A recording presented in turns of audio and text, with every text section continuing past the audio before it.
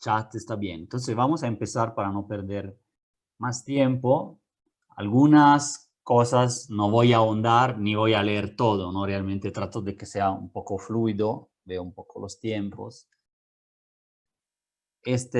Como les decía, hay muchas narrativas diferentes sobre la desaparición de personas en México, históricas, antropológicas, jurídicas, que son las que más o menos prevalecen, ¿no? El tema de la ley, la definición legal, eh, psicosocial, ¿no? Cómo lo conciben también las mismas víctimas o la sociedad que también es impactada, ¿no? A ver si avanza. Ok. Este, Aquí traté de alguna manera, sintetizarlas en el sentido de hablar de desaparición. Luego veremos, ¿no? Desaparición forzada y otros tipos de desaparición, pero en general a nivel internacional el término que se maneja es la desaparición forzada, ¿no? La privación de la libertad con la negativa de comunicar y por parte de un funcionario del Estado o con la aquiescencia, la tolerancia, la participación indirecta o directa de un funcionario del Estado, ¿no? Primero decir, es un fenómeno complejo, ¿por qué puse eso?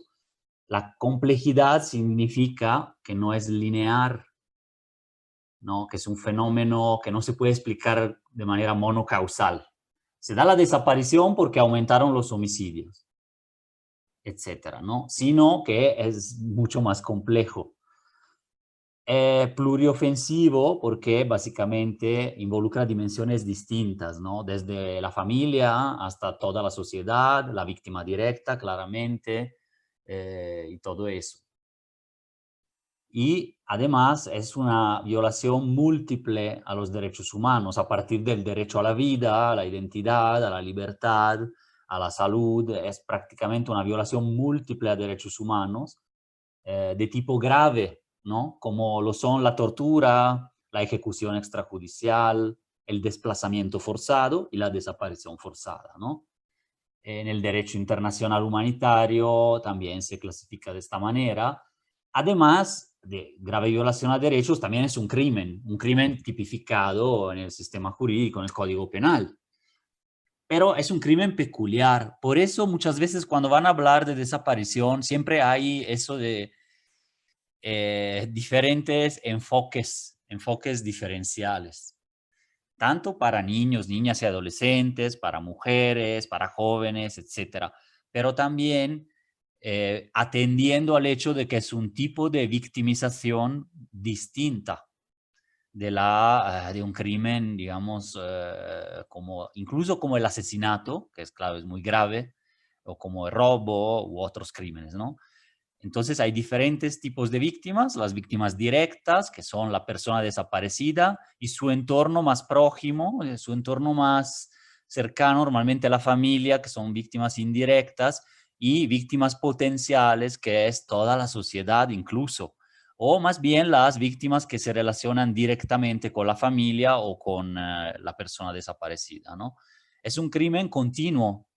O sea, en este momento, las 2.587 personas desaparecidas en Guanajuato están siendo víctimas de este crimen.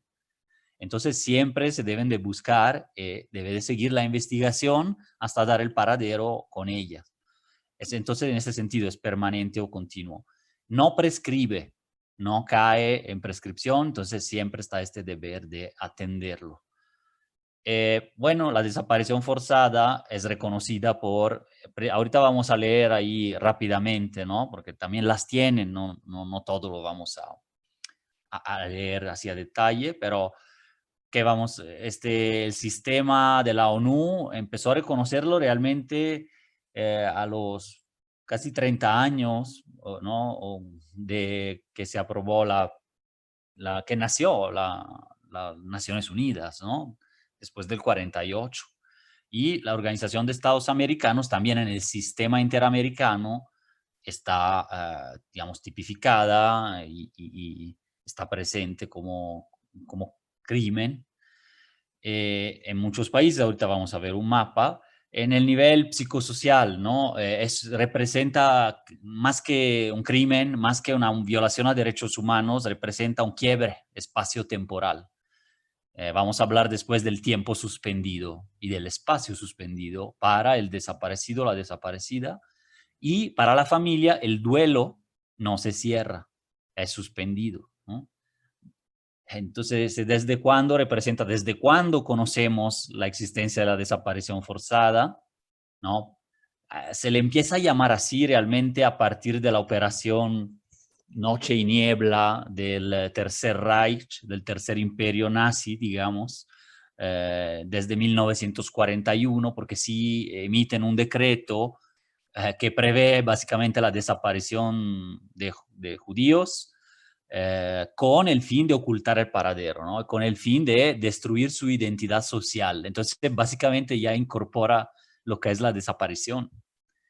Pero era una práctica extendida antes y después, pero todavía no se tipificaba así, ¿no? Todavía ese es un decreto, pero ya después de la Segunda Guerra Mundial se empieza justamente a hablar de esta práctica, que luego se vuelve, ahí está a la izquierda, práctica represiva, existía, era una práctica caciquil, de líderes caciques locales más bien, etcétera.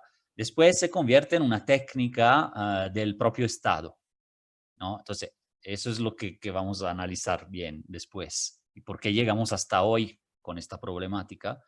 Pero luego se vuelve parte de una estrategia represiva global, global del Estado, ¿no? El Estado en América Latina, pero no solo, ¿no? El Estado en Argelia, el Estado en diferentes países, ¿no? Sobre todo del sur del mundo, pero no solo, también en la España franquista, por ejemplo. También se convierte en una práctica de guerra de disposición de los cuerpos, ¿no? Como lo es también que llega a ser genocida en algunos casos o crimen de lesa humanidad dentro de conflictos armados declarados. Aquí en México también tenemos la tipificación de forzada con participación del Estado o por particulares, ¿no? Vamos a ver si llega a la siguiente diapositiva. Algunas voy a ser más rápido. Este es que es como la introducción de qué narrativas puede haber y puede haber más. A ver si algo se mueve. Ya le piqué. Bueno, hablé ahí de Convención Internacional para la Protección, es la de la ONU. Convención Interamericana es la de los Estados Americanos, ¿no? Arresto, detención, secuestro, de cualquier otra forma de privación de libertad. O sea, es una privación de la libertad obrada por agentes del Estado. No, me están pidiendo admisión. O con el apoyo y aquiescencia, o sea, no es una participación necesariamente directa, seguida de la negativa a reconocer dicha privación de la libertad o del ocultamiento de la suerte o el paradero, ¿no? No hay ahí la petición de un rescate, no hay ahí una comunicación con la familia, ¿no? Es la diferencia también del secuestro. Paso a la siguiente, este solo es un ejemplo, se puede leer con calma después.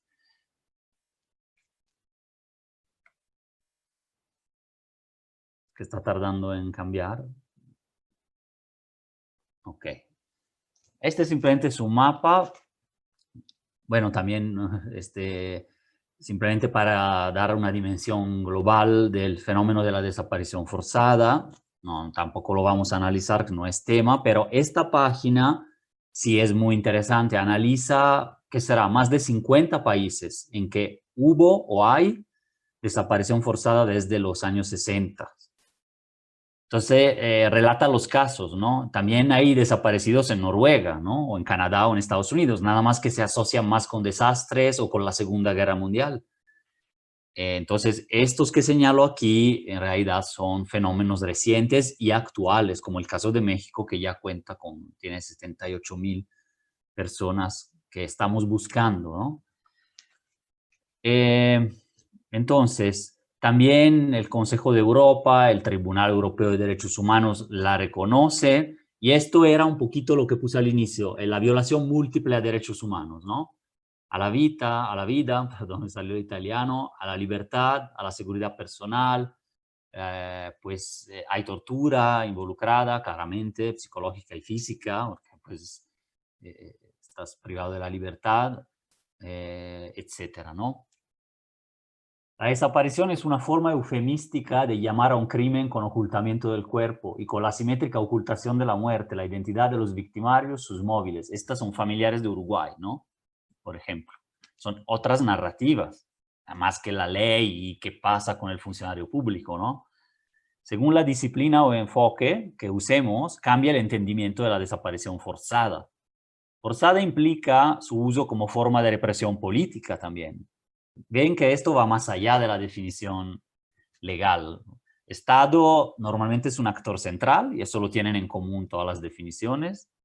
La compulsión a negarse a sí mismo como acto es eso, es justo esa negación, ese ocultamiento tanto de la persona como de la realidad, ¿no? Por eso cuando hablamos de mucha negación del tema de la desaparición y de las fosas, se está configurando un principio justo mencionado, miren acá, compulsión a negarse a sí mismo como acto. Cuando un funcionario público sigue negando la existencia de estos actos, hasta en el más alto nivel, está dando un mensaje preocupante, ¿no?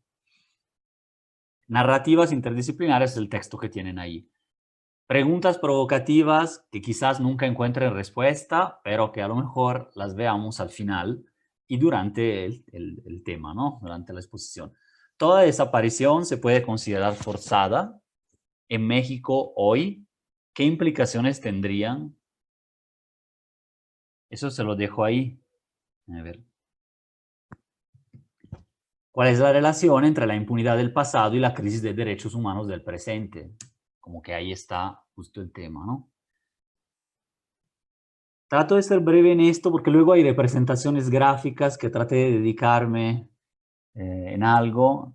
Aquí hay muchos maestros que me pueden corregir en la gráfica, pero traté de echarle corazón a tratar de que comprendieran muchas cosas, algunos esquemas, ¿no? Entonces, bueno, para pasar a la parte histórica, Camilo Valle, que tiene un libro maravilloso que está aquí abajo, Tiempo Suspendido, historiador, pues aborda la desaparición como un fenómeno que ya existía, ya les dije, ¿no? Desde los 40, cuando menos, se tiene documentado, pero era una práctica esporádica. La primera desaparición como que formal, reconocida, es la de Epifanio Avilés Roja, de la Asociación Cívica Nacional Revolucionaria, que luego se convertirá en el grupo de Lucio Cabañas. Pero bueno, él fue desaparecido eh, y da inicio, digamos así, a lo que se llama la represión, que algunos historiadores le llaman de la guerra sucia, pero el revisionismo más actual le llama la época de la contrainsurgencia, que es un término más preciso. Es decir, insurgencia durante la Guerra Fría se trata de, básicamente, luego es muy amplio porque es cualquier grupo que sea percibido por el Estado como potencial opositor político por su estatus popular, porque participa en un sindicato y también dentro de estos, claro, están los grupos propiamente guerrilleros armados. Pero hay que entender esa situación de amplia contrainsurgencia que sigue, según algunas interpretaciones, hasta la fecha, que es la interpretación de lo que es el conflicto actual. Pero vamos por pasos. Ahí vamos a ver unas líneas del tiempo ahorita. Eh, Importante marcar tiempos y espacios, ¿no? Esta contrainsurgencia no fue igual en todos lados, ni en todo tiempo, ¿no? Desde 68 contra Telolco, por ejemplo, y desde antes, cuando hubo el, el asalto a Cuartel Madera en Chihuahua, etcétera. Esos movimientos sociales, y armados algunos, eh, tuvieron momentos de auge, de baja, con momentos de represión muy fuerte, con uso de la desaparición, o bien más blandos, entre comillas, según la región, la coyuntura política, la voluntad incluso del ejército y del Estado mexicano, ¿no? Entonces, tanto en tiempo como en espacios. ¿Por qué se decide en algún momento adoptar esta técnica represiva cuando ya había otras que se utilizaron desde antes? El asesinato político, la masacre, piensen aquí en León, la Plaza de los Mártires, ¿no? La tortura, la cooptación. Estamos hablando de oposiciones de muchos lados, no solamente las de izquierdas, ¿no?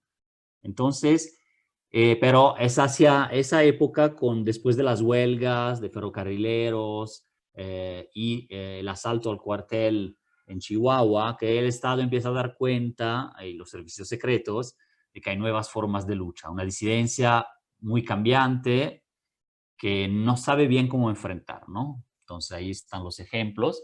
Aquí está el despliegue temporal de lo que conocemos hoy sobre las desapariciones. Los números en realidad podrían ser mucho más grandes. Se habla por lo menos, de hecho, ahora son números más o menos certeros, de 1.500 personas, pero con picos, por ejemplo, del 72 al 74, del 74 al 78, pero nunca se ha erradicado, ¿no?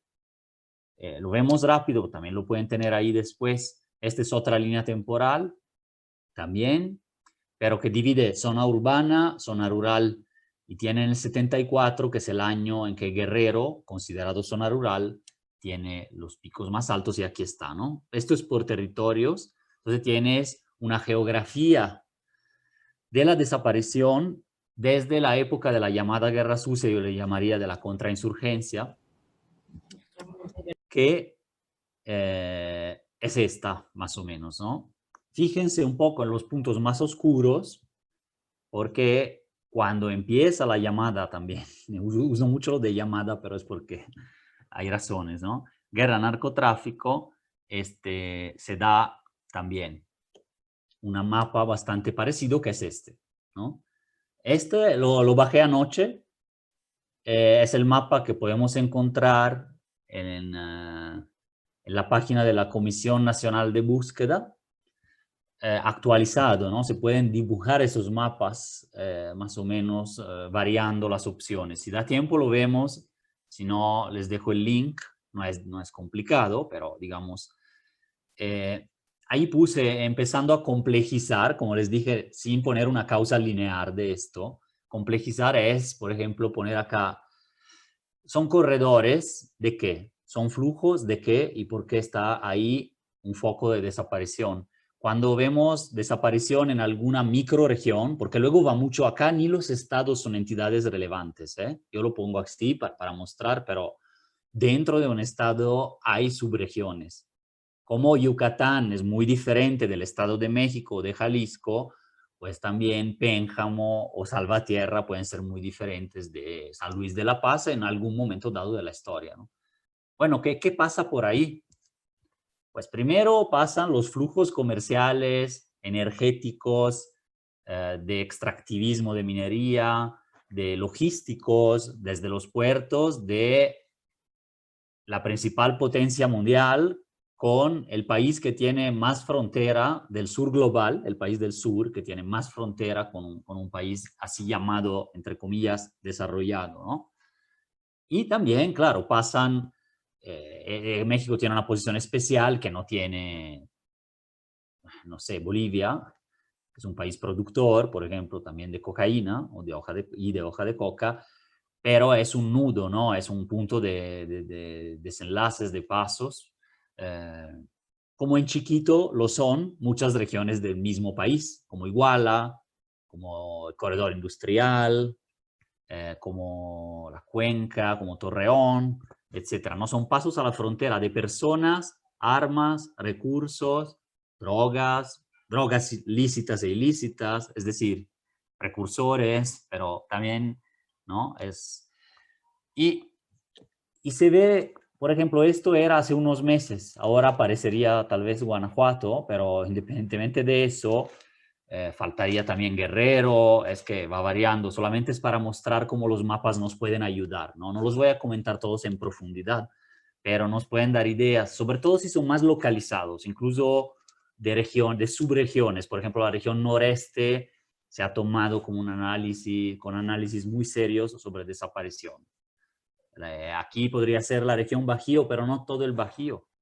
¿Qué regiones podríamos identificar? Me imagino una región que va Lagos León, o sea, sin duda, ¿no? Lagos León, Pénjamo, La Piedad, Corredor Industrial Querétaro, ¿no? Pueden ir así o extenderse más y tienen sus microdinámicas, ¿no? Acá está El país de las 2000 fosas como un reportaje que aclaró muchísimo esto. Y casi que parece coincidir también, como era de esperarse, con propiamente los desaparecidos periodistas, ¿no? Pues estamos en una semana muy triste por el asesinato de Israel, de un compañero, y pues si vemos cómo están llegando pues, fenómenos que difícilmente entendemos de una manera única, ¿no? Con una explicación. Entonces los mapas también nos ayudan. Esto es el mapa de actividades y concesiones mineras, ¿no? Casi la mitad del territorio mexicano está en concesión y eso ha provocado más de 1.300 conflictos sociales en los últimos años. Si leen del periodista Jesús Lemus, su obra que recorrió México a cielo abierto, recorrió todo el país documentando esto. ¿Están esos conflictos relacionados con las desapariciones o otros fenómenos de violencia? Pues es una pregunta retórica porque sí. Estos son mapas que saco de Italia para ver cómo desde allá ven los flujos que atraviesa México, ¿no? Le ponen producción de opio, etcétera. A veces son un poco burdos, los mapas. Habría que hacer un trabajo de investigación más serio, pero digamos, es la idea que estoy dando, ¿no? Ven que coinciden ciertas rutas, ciertos recursos, el comercio también, etcétera.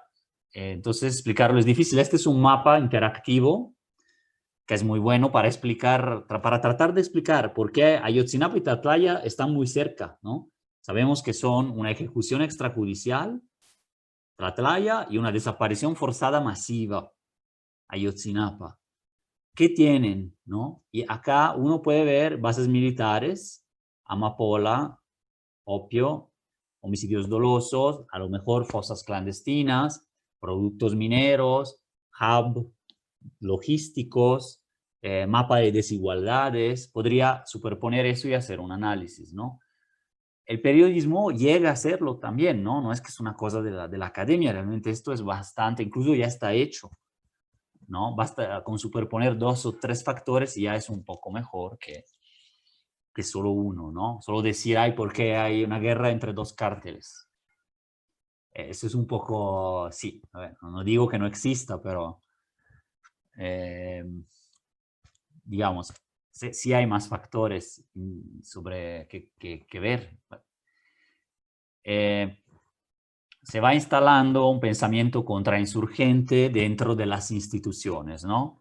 Es una estrategia militar, ¿qué es? ¿No? Una estrategia militar de combate a grupos armados, pero no solo, es a la población con un potencial de demandas democráticas también.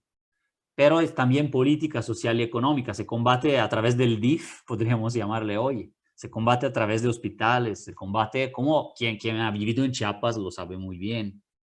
¿No? Ponen un hospital ahí en el medio de la selva, casi casi a veces, o para mostrar y para sacar a gente que se está autoorganizando por cualquier cosa, no porque es zapatista, pero también por otros motivos. Fue la política pública transeccional más coherente durante más de 20 años, hasta principios de los 80. Así la define Camilo Valle. Varias de estas cosas las tomé de su libro, pero junto con otros que les voy a mostrar cuáles son, que se pueden comprar, son buenos, ¿no? La desaparición dentro de la contrainsurgencia es un aprendizaje. No de la nada un aparato estatal y militar aprende a desaparecer porque puede ser costoso en términos políticos, físicos, materiales, burocráticos. Entonces se vuelve ya una técnica de contrainsurgencia. Antes no lo era. No fue fácil. Hubo capacitaciones, aunque no muchas, en Estados Unidos, ¿no? No más de 400 personas, pero que fueron clave y rápidamente, durante los años 70, fueron devueltas a sus funciones, ya después de ese aprendizaje en contrainsurgencia en la Escuela de las Américas. O también está la escuela francesa, ¿no? Recuerden el mapa. Argelia tiene más de 20.000 desaparecidos de la época de la Guerra de Independencia. ¿Y quién lo hizo? Pues el ejército francés. ¿Y qué educadores ha tenido el ejército de los países latinoamericanos? Estados Unidos, Francia, Israel. ¿Y qué les enseñan? Pues esto. no solo, pero también, entre otras cosas probablemente útiles, pero digamos, la ideología en la Guerra Fría era esta, ¿no? Ahora es casi lo mismo, nada más que se llama guerra al narco, pero básicamente es una educación, una capacitación contrainsurgente, al estilo también de los caibiles, que luego se fueron con los Zetas a trabajar. Es decir, ahí ya vemos vínculos, pero vamos adelante. El Estado necesita registrar como buen funcionario público o como servidor, tiene que registrar y no sabe cómo procesar un desaparecido. O sea, ¿qué es? Inventa maneras para registrarlo.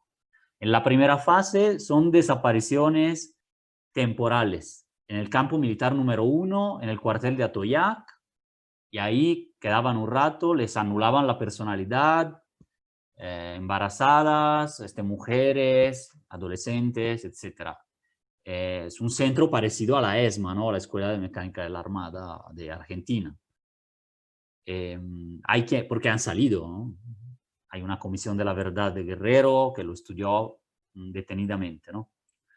Entonces, en la sociedad se decía que eran maleantes, que andaban en algo malo, en malos pasos, no sé si les suena, ¿no? Pero que andaban en malos pasos y que eran desviados, homosexuales, promiscuos, ¿qué más cosas? Bueno, pero las escuchamos hasta hoy en día, entonces no hay tanto problema. Es que para recordar que con que leamos algunas declaraciones, pero dentro del aparato militar sabían que era una guerrilla políticamente activa, que era era un grupo beligerante, ¿no? Pero nunca se declaró esa guerra. En Colombia sí, en Guatemala sí, era una guerra civil, aquí no. ¿Por qué hoy en día que está la misma, o que está un tipo de guerra parecido, tampoco se declara? Y en Colombia sigue todavía, bueno, hay acuerdo de paz, pero seguía. Son preguntas así provocativas.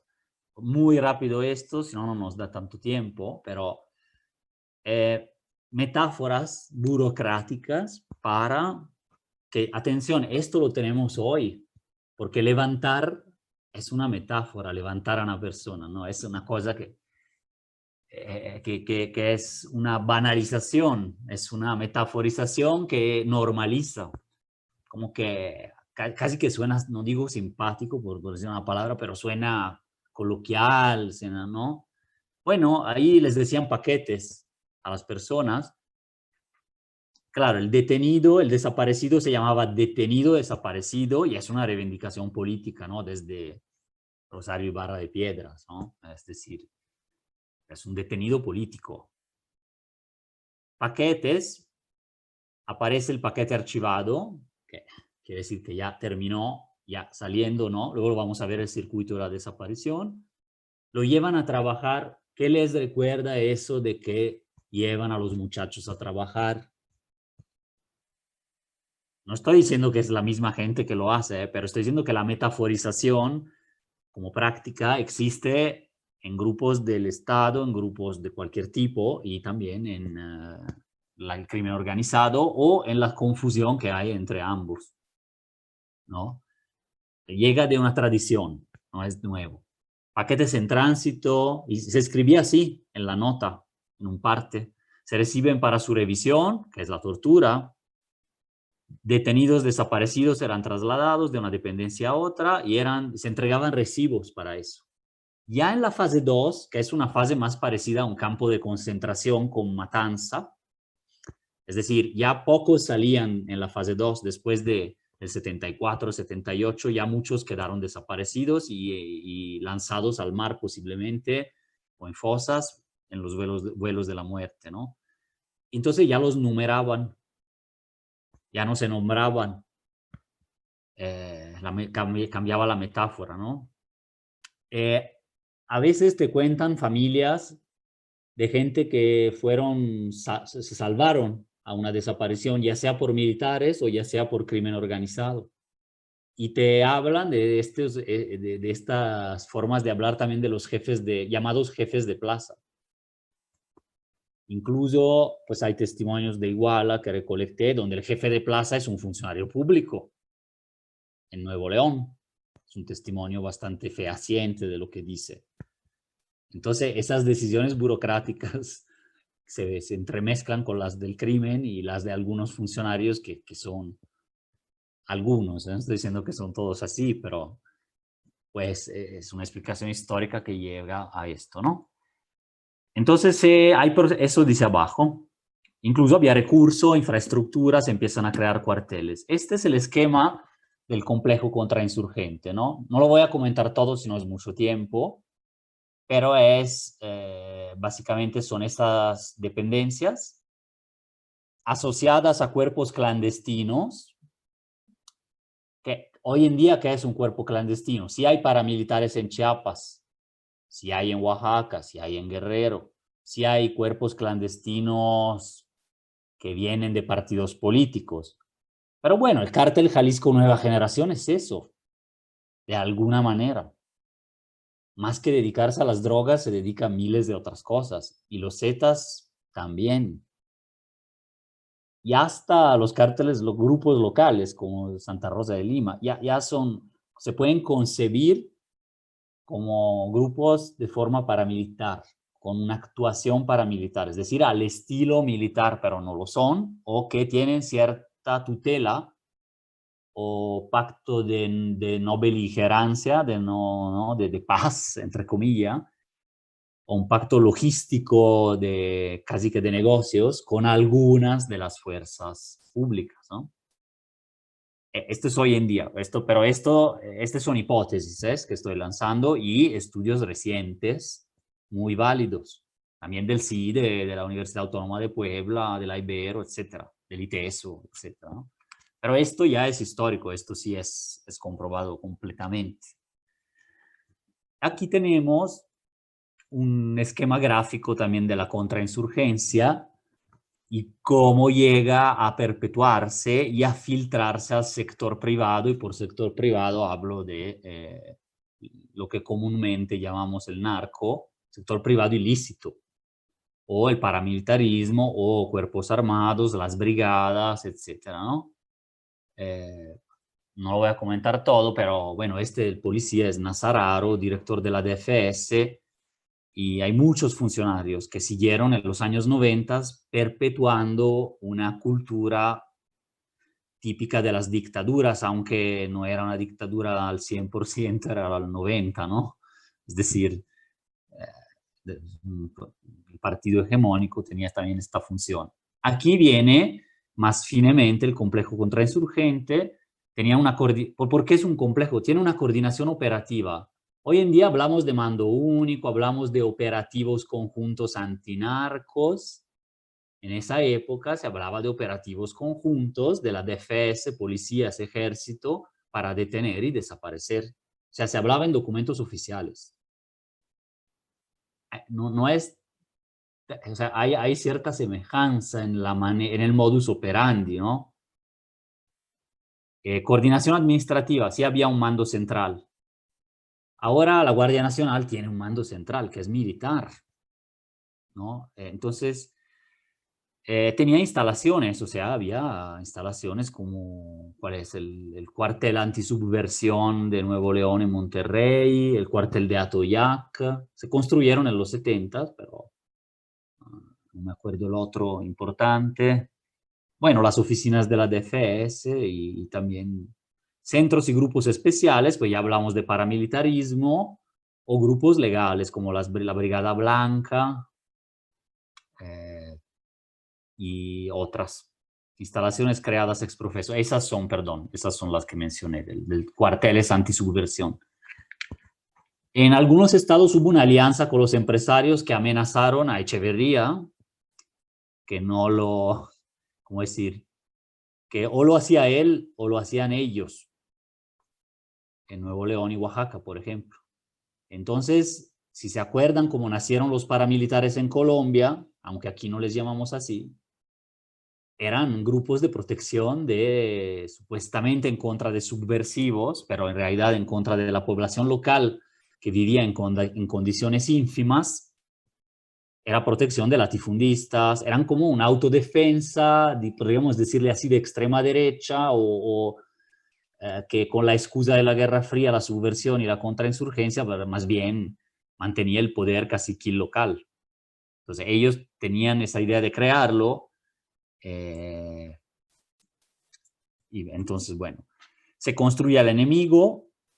Como con Calderón el enemigo fue los malos, los narcos o los que ensucian nuestra sociedad según, pues ahí era lo mismo, nada más que eran los comunistas o los extranjeros, los desviados, los que han tenido una familia disfuncional, etcétera, ¿no? Creación del andamiaje y aprendizaje institucional, se vuelve una técnica, pero después una cultura, desde práctica que era, y acción represiva estratégica, ¿no? No es pareja para todos, ¿no?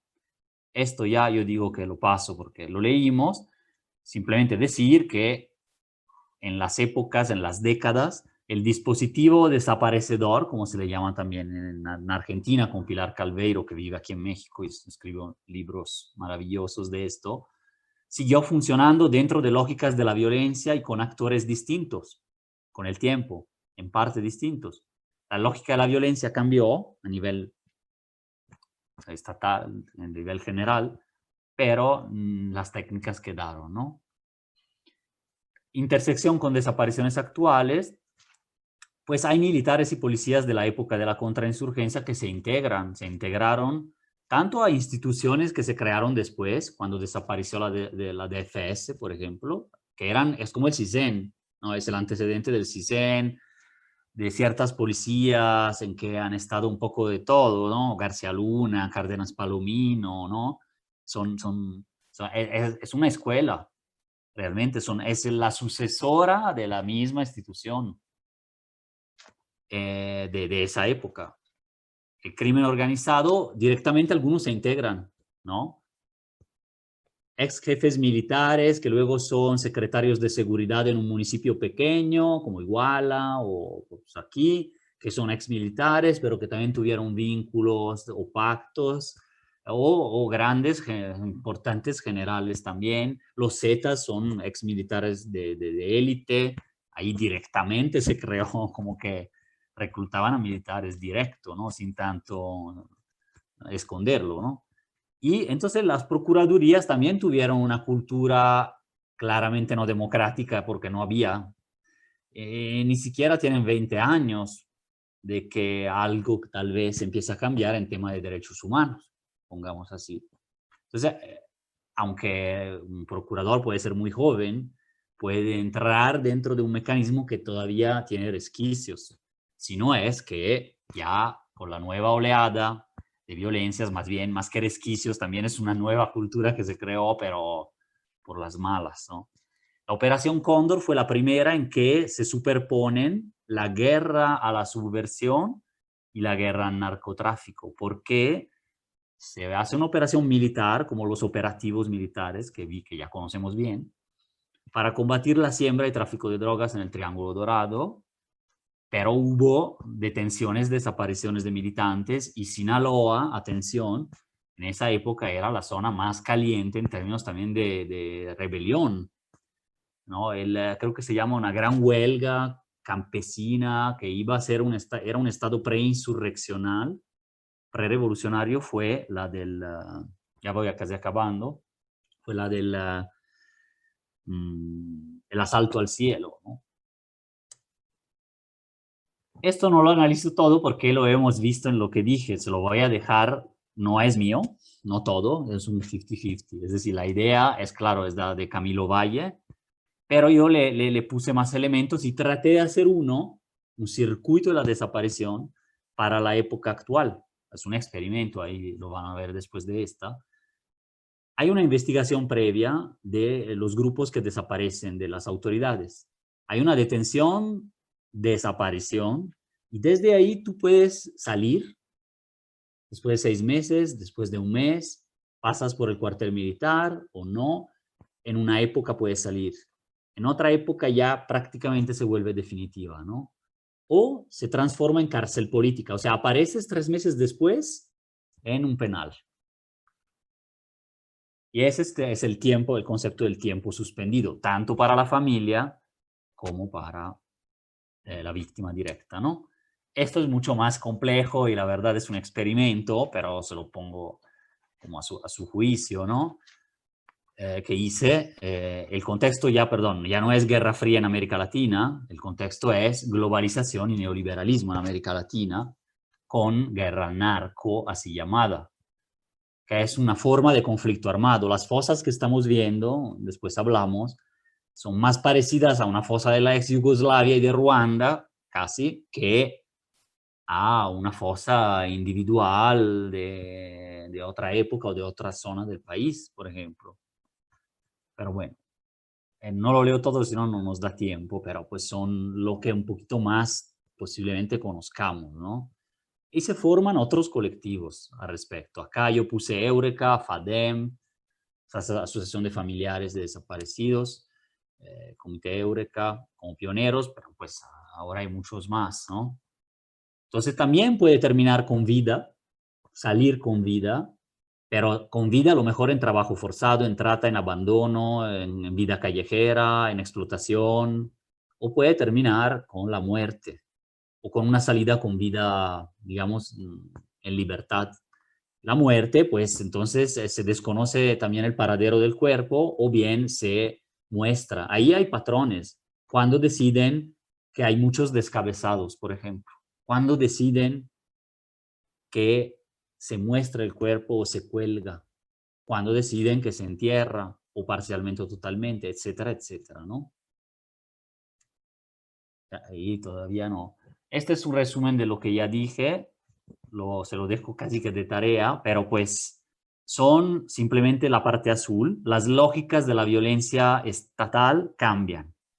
Configuración autoritaria es el reforzamiento de la postrevolución, ¿no? La primera. En los años 60, 70 empieza una contrainsurgencia y una primera guerra al narco, que es la de la Operación Cóndor. Dejada ya, terminando la Guerra Fría, la Unión Soviética, empieza una consolidación neoliberal, que es otro modelo económico e incluso de disputa ideológica. Y la segunda llamada guerra al narco, le llaman también, más bien, contrainsurgencia, pero ampliada, y conflicto armado interno. Ahí entran otras lógicas, más actores y todo lo que mencioné al inicio. O sea, esa complejidad ya no es el preso político o el presunto apoyo del preso político, sino que aquí están hipótesis. También son muchas para comentar, mejor dejarlo a preguntas o a temas, pero es una intersección entre lógicas de violencia. Está la política, la económica, la de las drogas, la de grupos paramilitares, etcétera, ¿no? Es una forma de mantener el control social en un régimen de desigualdad, porque es intolerable, pero es tolerable. El narco normaliza las luchas sociales, porque cualquier muerte se explica así y así queda y da miedo. Tanto es así que, como dice Marie Pelli, que también trabaja estos temas, colgaban en Nuevo León a los muertos frente a la gran planta de Coca-Cola, que esa nunca se ve en las fotos. ¿Qué mensaje le va a llegar a los trabajadores de una maquila frente a un feminicidio a una cuadra de donde trabajas? Constantemente y en impunidad. ¿Qué mensaje llega? Ahí lo dejo. Se pierde el poder estatal de monopolio de la violencia a favor de grupos fácticos más o menos legales e ilegales. Seguridad privada, paramilitares, traficantes de todo, drogas, armas, personas. Así es como se puede enfocar de otra manera, me parece. Ahí están los conceptos que son los libros. Caminos posibles tampoco, creo que ya no da tiempo de comentar todo. Tenemos ahora como unos 15, 10 minutos para preguntas, pero se hacen propuestas, ¿no? Pero desmilitarización, justicia transicional, reparación simbólica y material a las víctimas, regulación de drogas, reformar la procuración e impartición de justicia, más, reducir, claro, luego causas estructurales, económicas, desigualdades, armar resistencias, pues los colectivos van a rumbo de armar una resistencia de alguna manera, ¿no? o presentes dignos, como se les llama también en campo zapatista, o de movimientos sociales, un uso radical de los derechos humanos, no el uso gubernamental de fachada o de la responsabilidad social empresarial, pero una visión transformadora de los derechos humanos, como lo hizo, ejemplo, la sentencia del campo algodonero, que obligó básicamente, entre otras cosas, a hacer la ley que después vamos a discutir, la ley de desaparición. Sin esa sentencia posiblemente se esperaban años y años, ¿no? Y muchas otras cosas. Ah, no, perdón, esta es la sentencia Radilla, Radilla Pacheco, de la desaparición de Atoyac, pero el campo algodonero, que es la de los feminicidios de Juárez, también llevó a la tipificación del feminicidio. Eso ya es un cambio más estructural y llevaron a la reforma constitucional de derechos humanos del artículo 1 de la Constitución. Ya eso empieza a ser un proceso transformador. No tanto otros que sí apoyan de derechos humanos, claro, pero depende del ámbito, puede ser más local. En fin, cambiar el marco de interpretación nos va a servir también para no despolitizar crímenes que son también corresponsabilidad de autoridades. Porque es fácil decir, se matan entre chavillos marihuanos de la esquina, cuando hay un problema estructural mucho mayor, cuando tú estás dejando que pase o cuando incluso te interesa que pase para mantener dócil a la población o para usarlos para otros fines, ¿no? Económicos, por ejemplo. Entonces, bueno, también hay fenómenos globales que difícilmente un país solo puede resolver. Tomamos conciencia de eso. Bueno, esta es una línea de huellas de la memoria, no la voy a comentar. Esto se las voy a pasar, pero todo lo que, no todo, pero una parte, ¿no? De lo que saco es de la experiencia personal y de textos como estos, por ejemplo, que son muy cuestionadores de lo que siempre leemos en los medios y también en la academia, ¿no? En general, en la política. Entonces aquí los ven, aquí son otras formas de narrar el conflicto que vivimos, o la violencia, o llámenlo como, bueno, como quieran, a lo mejor con otros términos, pero estas me gustan, no las leí todas, sino que es un compromiso para leer Entre las cenizas y Ya no somos las mismas, de Daniel Area y Marcela Turati. Son otras, ¿no? Que Verástegui, claro, también Historia oral, etcétera, ¿no? Otros enfoques. Esto es entre el periodismo, claramente, y la pit stop. O sea, paramos, dejo de compartir. Antes del receso, tenemos unos 10-15 minutos. Si quieren, invito a comentarios, dudas muy puntuales para dar una ronda, como ven. Lourdes, no te escucho. Si quieren, pueden, ¿qué hacemos? Levantan la mano, prenden el micrófono y apuntamos acá quién intervino. Te habían hecho una pregunta en el chat, Fabricio, de una referencia, me parece que al mapa de desapariciones a nivel mundial. Sí. ¿Dónde la habías tomado? Pues sí, si quieren sumamos algunas y lo que se pueda contestamos entre todos y todas, pero podemos ver cuál es. Bueno, pero las que quieran, si quieren prendan el micrófono, ya tenemos 15-10 minutos. No es tanto, pero me extendí un poquito, pero es medio densa la... No sé cuál era la pregunta del mapa, pero si quieren sumar acá, le hago llegar la pregunta. Sí, Lulu, ¿me haces llegar la pregunta? Ajá, déjame la encuentro acá en el chat. No, es que no la veo. Pero pues tienen otras cosas que les sonaron mal o bien o raro. No digo a lo mejor nada, ahí está muy bien. Marta. Hola, hola, buenos días a todos. Hola. Muy interesante todo lo que estás platicando, Fabrizio. Se me hace bien interesante conocer también el contexto histórico, y no solamente de México, sino internacional. un montón de conceptos que nos diste. El que me parece, bueno, uno de los más interesantes y que siento que se tendría que tratar más, me imagino que a nivel de academia y en cuestiones judiciales sí, pero yo pienso que ese mensaje no le está llegando a la gente. Y obviamente eso es culpa también de nosotros los periodistas, ¿no? Los reporteros. En cuanto al concepto de justicia transicional, si nos puedes explicar un poquito más de ello y para de empezar a aterrizar ese tipo de cosas.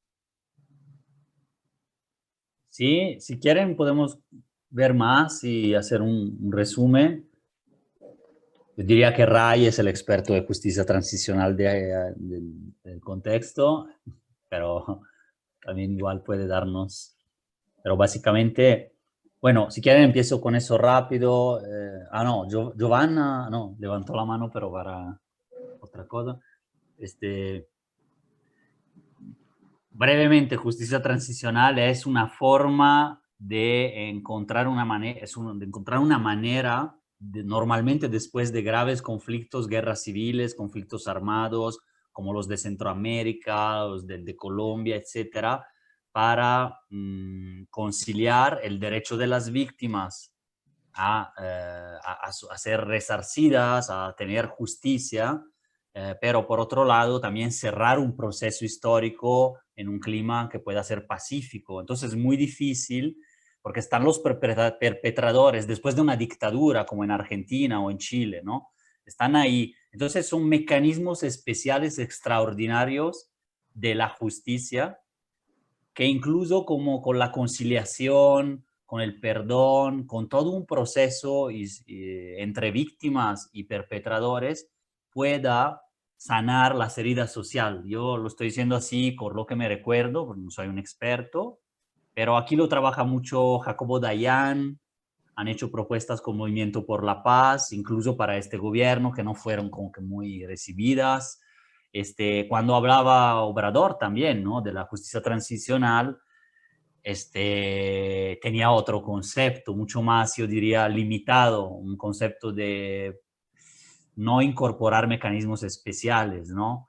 Solo quizás para el caso de Ayotzinapa, aunque todavía no es un caso de un conflicto armado cerrado o algo, hay mecanismos interesantes ahí, una converdad, una fiscalía especial con poderes de fiscalía, diferentes instituciones, mucho recurso, pero es un caso limitado y más que una justicia transicional después de un conflicto que acabó, estamos todavía dentro de, y sobre todo está tratando de resolver el caso, me parece, más que crear un sistema que para toda la sociedad pacifique algo. Y muy complicado es hacerlo con grupos armados irregulares, porque ya no estamos en el siglo XX con las FARC, con la guerrilla, o con para los paracos, ¿no? Con desde los milicos, o grupos de la Autodefensa Unida de Colombia, que eran un grupo establecido. O sea, ahí sí tú puedes dialogar con. Aquí habría que ver entre quién y quién. No sé si Ray quieres precisar una cosa de esto, o más o menos es esto, pero es una sanación, sería. Sí, es un concepto que se ha utilizado internacionalmente después de los conflictos armados, particularmente de las dictaduras militares. En Argentina, Chile, Colombia, menos en América Latina ha habido estos esfuerzos. Un elemento importante de la justicia transicional son las comisiones de la verdad. Se han instalado muchas veces como complementarias al sistema de justicia penal y lo que buscan no es solamente atender un caso individual, sino establecer en periodos determinados de tiempo qué sucedió en algunos crímenes de lesa humanidad. Cuando Fabrizio habla de Jacobo Dayan, pues él ha insistido mucho en que la Corte Penal Internacional pueda reconocer que en México se cometen delitos de lesa humanidad y que eventualmente pueda establecerse organismos externos que pueden, digamos, supervisar la instalación de comisiones de la verdad, que puedan tener geografías o periodos del tiempo determinados, como por ejemplo se ha propuesto para Guerrero en algún momento, ¿no? Y la intención es que esas comisiones de la verdad sean parte de un proyecto más amplio de justicia transicional, que no es solamente por la vía penal, sino que tiene otros aspectos. Cuando se le propuso al presidente en 2018 Él dijo que sí estaría dispuesto a que mecanismos complementarios de carácter internacional pudieran establecer algunas recomendaciones. La cuestión es que eso no ha sucedido. No hay propiamente una política de justicia transicional en México. Requeriría desde la instalación de una comisión de la verdad y la supervisión técnica de organismos internacionales que puedan ser incluso complementarios, digo yo, a la parte de la justicia penal. Entonces, sí es mucho más amplio que instalar un ministerio público. En la administración de Fox se instaló la Fiscalía Especializada para investigar los delitos relacionados con los delitos del pasado, que era básicamente la mal llamada guerra sucia. Fue un ministerio público que, además de que no tenía acceso a todos los informes, carecía de independencia.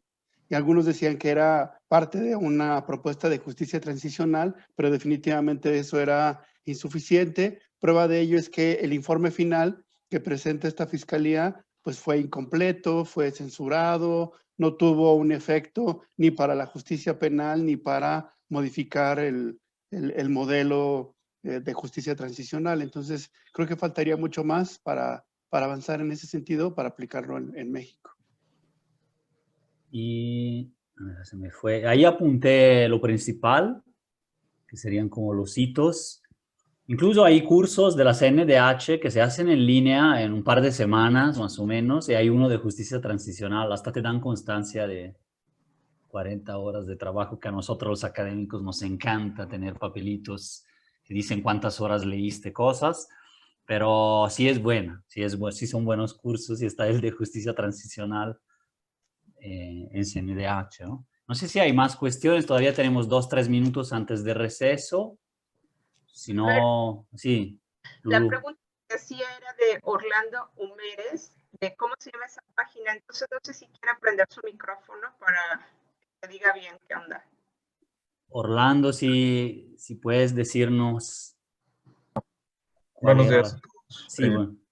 Mi duda era, ¿cuál era la página de donde sacaste el mapa internacional sobre las desapariciones? Se lo voy a pasar el PDF, supongo, pero supongo porque estoy viendo. Era este. La copio aquí. Relata casos en inglés sobre todos los países, una cuartilla de cada país, no es que vaya tanto en profundidad, pero la encontré tratando de ampliar ese mapa, que en origen tampoco era mío, lo saqué de una otra presentación, pero yo lo hice con nuevas cifras y lo actualicé, y me pareció buena idea para visualizar. Entonces ahí está la página, ICMP. Alonso, por favor. Gracias. Hola, hola. ¿Cómo están? Buenos días. ¿Sí me escuchan? Sí. Sí. A mí me llamó muchísimo la atención, bueno, todo, Fabricio, pero esta parte donde mencionaste al DIF como institución de contrainsurgencia.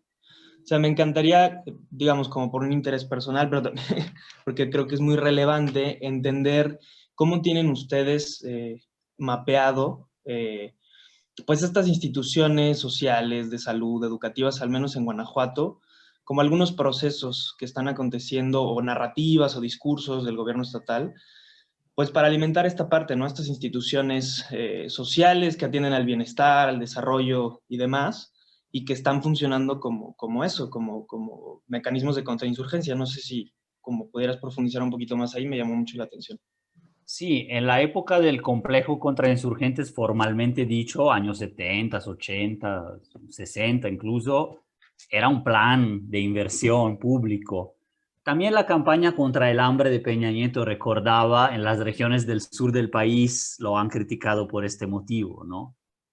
Porque implica tiempos, recursos, dinámicas, esperas, administración del hambre y del dolor en el caso de los desaparecidos, etcétera, que desestabilizan.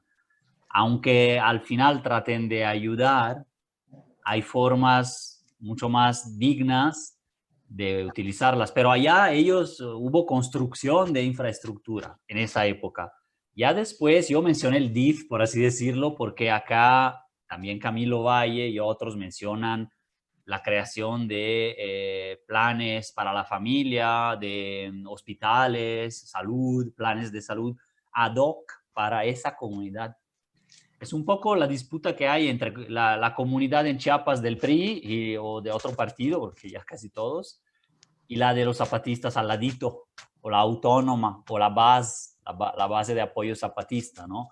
Ahí ese tema yo lo manejo muy por encimita, pero ahí lo manejan perfectamente y saben en el día a día qué obras del Estado son hechas a propósito para romper a lo mejor la escuelita comunitaria que están haciendo ahí, o para romper asambleas, o para que la gente se distraiga en otro asunto, etcétera, cuando si se organizara autónomamente probablemente no padecería ese hambre, esa hambre de medicamentos que también nos crean como sociedad, o esa hambre hasta de drogas. De hecho, las comunidades zapatistas son, creo que las únicas del país, sin alcohol y sin drogas. Si hay que buscar un modelo de narcoguerra, pues donde no hay, si de verdad la guerra al narco fuera eliminar el consumo de drogas, como declaró Calderón, o el poder de los cárteles, que no ha funcionado, entonces tienes que ver dónde funcionó. Ahora, por las buenas, las malas, o cada quien puede vivir como prefiera, pero pues ahí funcionó. O sea, no lo hay. Digo, son claro que no se puede aplicar a lo mejor a todo el país. Pero la cosa contra insurgente es eso. Ahora, el DIF no lo tengo mapeado en Guanajuato. Tenemos también con Raimundo, Carlos, Lourdes, la experiencia de cómo llegan las ayudas, por ejemplo, de Secretaría de Gobierno a las víctimas, y cómo ha sido también la Comisión de Víctimas por muchos años. Ha sido de este tipo, o sea, en parte empodera, te apoya para una búsqueda, puede apoyar en cierto ámbito, pero para llegar a eso, básicamente te entrampa, te enfrasca en una serie de burocracias, que le llaman la burocracia, administración del dolor, y básicamente el efecto es que ya no tienes tiempo, ya no tienes posibilidad, tienes que entrar en un mecanismo. Entonces también esa protesta se va encauzando por las necesidades de la gente también. Por eso muchos grupos rechazan cualquier apoyo gubernamental. No de desaparecidos, sí hay también que lo rechazan. Pero digo, grupos sociales. Saben que tarde o temprano eso va a meter algo que te va a desmovilizar o a dividir. Perdón. Si quieren, Carlos, tenía la mano levantada. Yo trato ya de ser breve para no quitarles tanto de recesito. No, nada más Carlos. para ahondar un poquito más en ese comentario. Durante el tiempo que yo he vivido, he visto muchas campañas políticas del PRI y también he visto algunas denuncias de cómo se utilizan precisamente los apoyos del gobierno, como el DIF y todo esto, para hacerlos llegar en forma de cobijas, despensas, apoyos, láminas, costales de cemento, tinacos a la gente, y darles el mensaje, algunas veces simulado y algunas veces ya de plano más abierto, de que tienen que votar por el partido, porque si no, o les van a quitar los apoyos o se va a acabar la paz. Recuerdo una me llama mucho la atención, que en la campaña política de PRI llamaban 50 años de paz social, y en realidad era una paz, ahora sí que en base a terrorismo, ¿no? Entonces creo que esa es la parte que más o menos redondea esto también, lo que preguntaba, porque eso es una forma del control, ¿no? Contra insurgentes, o sea, tratar de debilitar las bases de apoyo de las insurgencias, utilizando los programas de gobierno para eso. No, nada más quería aportar, gracias. Pues muchas gracias. Una intervención, sí, Giovanna. sí, Giovanna. sí, Giovanna. Yo ya lo escribí, que recordé el libro de la teoría del shock de Naomi Klein, ¿no? Cómo los mecanismos, o sea, el aparato del poder se adapta pues al capital, a la reproducción del capital. Y eso, ya lo comenté ahí, no sé. Gracias, no, parece muy bien. Estoy leyendo, Ray también comenta. En ese documental se menciona la Escuela de las Américas, que para eso fue creada, no es que era una obra de acercamiento amigable con futuros dictadores. O sea, finalmente esto está demostrado, digamos, no es una teoría del complot, está plenamente demostrado. como fenómeno de guerra contra insurgentes. O sea, hay manuales de esto, o sea, no es que... Y se dice política social va así, política militar va por acá, grupos paramilitares van por allá y se arma, ¿no? Y la desaparición ha sido parte de ese aprendizaje, que luego se transfirió al crimen organizado también. Entonces, no sé, si quieren dejamos 5 minutos de... Sí, faltarían 5 minutos al horario de receso. Lo que sigue es así. Volvemos acá, si podemos lo más pronto, y hay un... no sé si Ray quiere dar una introducción, 5 minutos, no sé si querías mucho más o así, porque hay un 10. Luego hay un video sobre la ley general en materia de desaparición contrastada con la de Guanajuato. Prepárense mientras sus cosas, ahí también es un video leve, pueden estar también. La cosa es al final sí ver qué dudas quedaron. Y la tercera es como la primera parte, o sea, ya es yo vuelvo activamente aquí. Entonces damos ese tiempo, tratamos 5 minutos, agarrar cosas y luego ya durante el video terminan de preparar cositas. Realmente es así. Pero bueno, entonces nos vemos 5 minutos.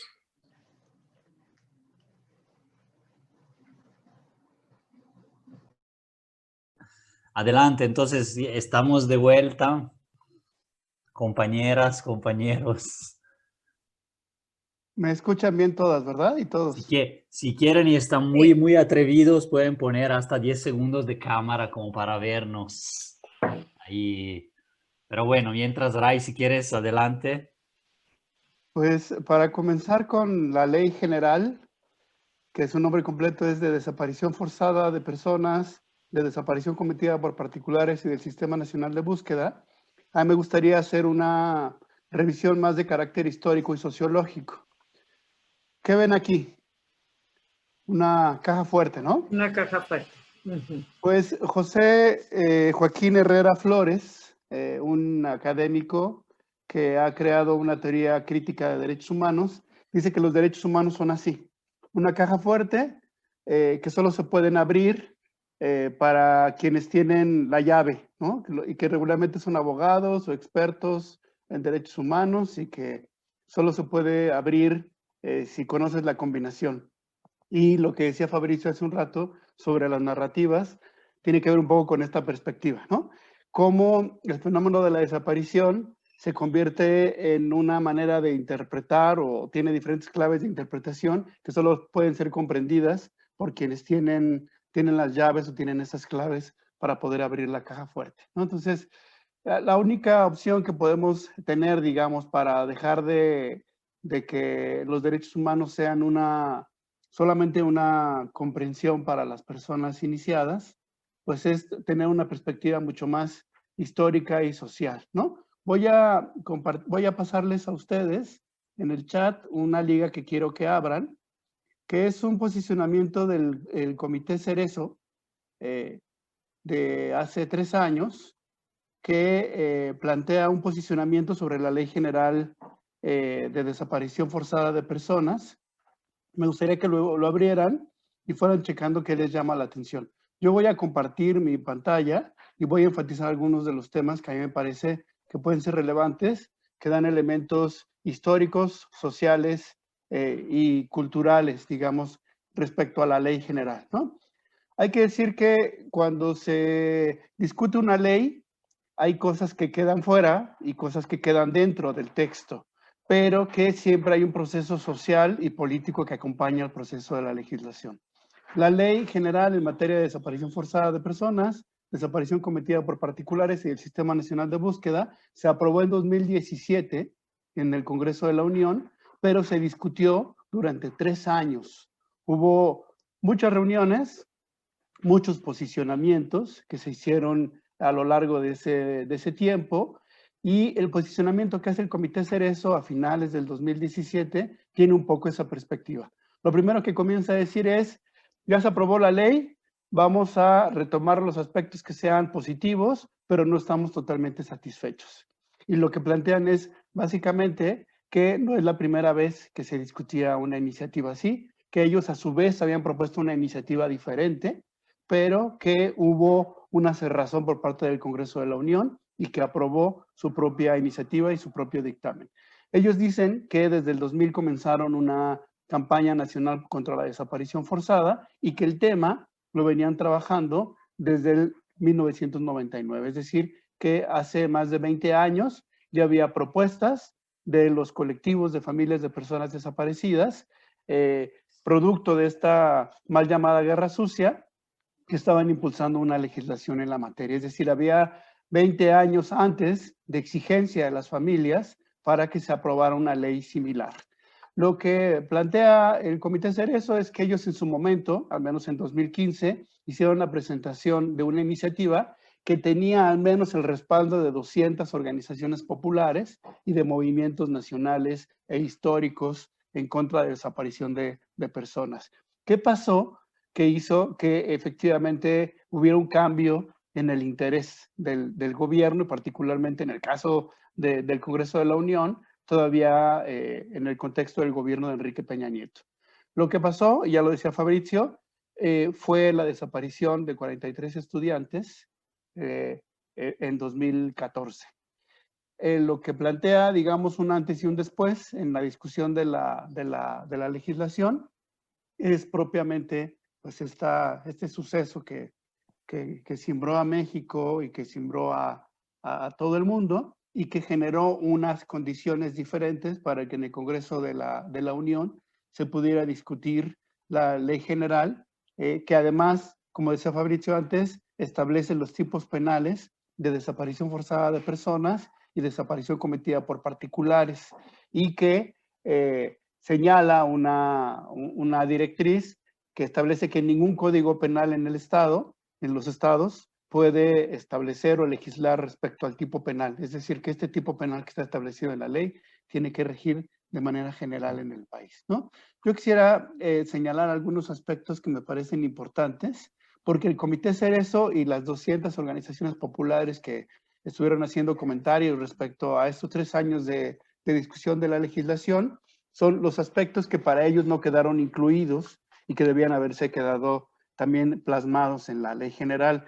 Y les voy a pedir que al mismo tiempo que los vemos, vayan pensando en lo que pasó en Guanajuato durante 2020, ¿no? Bueno, para empezar, allá se discutió durante 3 años, cientos de reuniones, decenas de reuniones, y aquí en Guanajuato prácticamente se aprobó la ley solo en unos meses y era de alguna manera producto de esa discusión de 20 años del movimiento de personas desaparecidas, ¿no?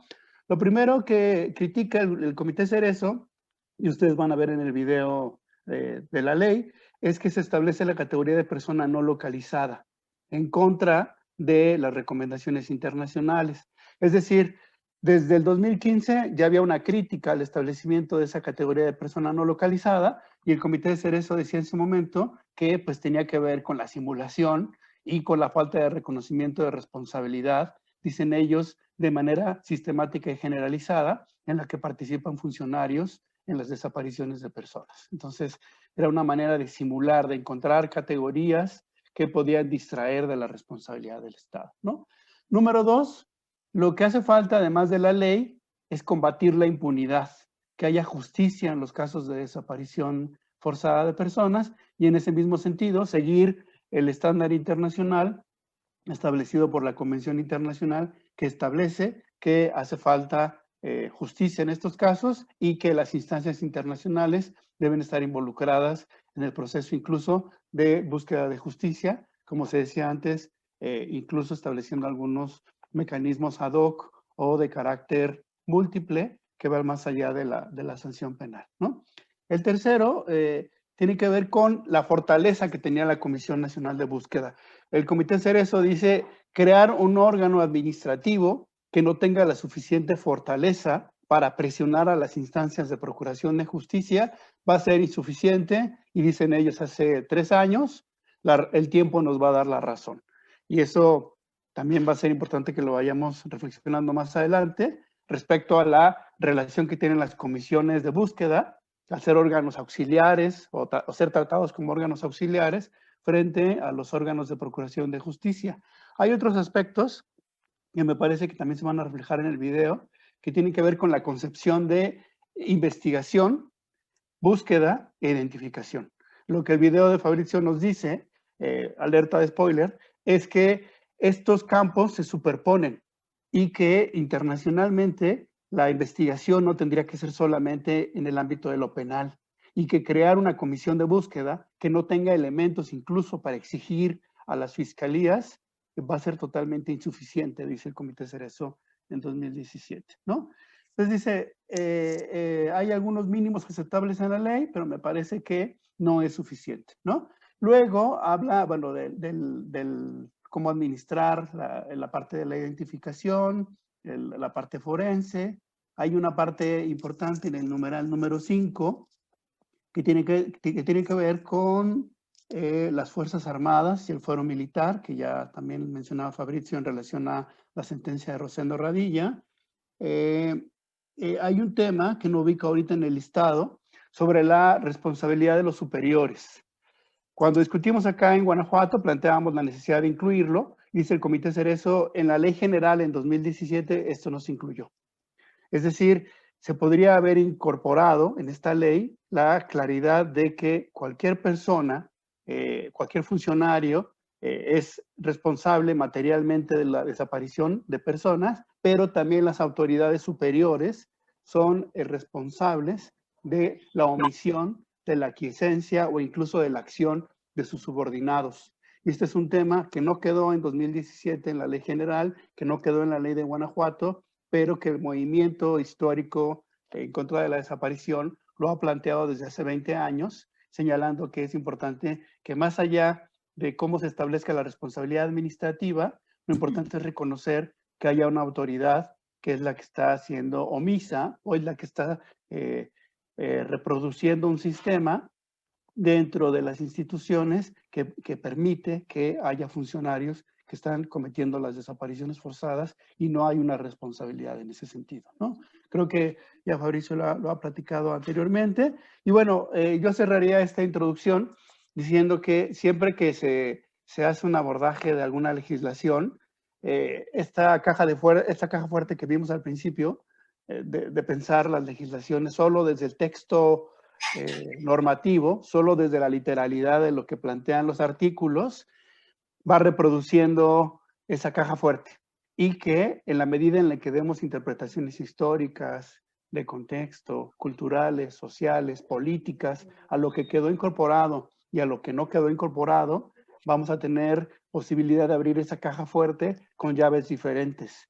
Y una parte fundamental, me parece que además de la propia literalidad de la ley, es lo que las familias han exigido, lo que las familias siguen exigiendo, incluso la propia interpretación y el uso práctico que las familias dan a la ley general, a la ley de Guanajuato, a todos los mecanismos creados en estas leyes y a la necesidad también de que estas leyes correspondan con las propias realidades que están viviendo las familias y cómo también es un pendiente histórico que tenemos los diferentes actores que participamos en esta agenda de lo público, es irla modificando y cada vez que esa exigencia social se traduzca en el contenido de la ley, ¿no?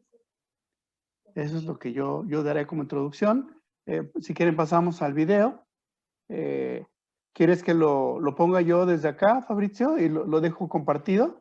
Y dejemos Sí. la opción también para que haya... el video está en el chat. Si quieren también pueden verlo por su propia cuenta. Nada más calcular el tiempo para que estemos acá de regreso para el tercer bloque.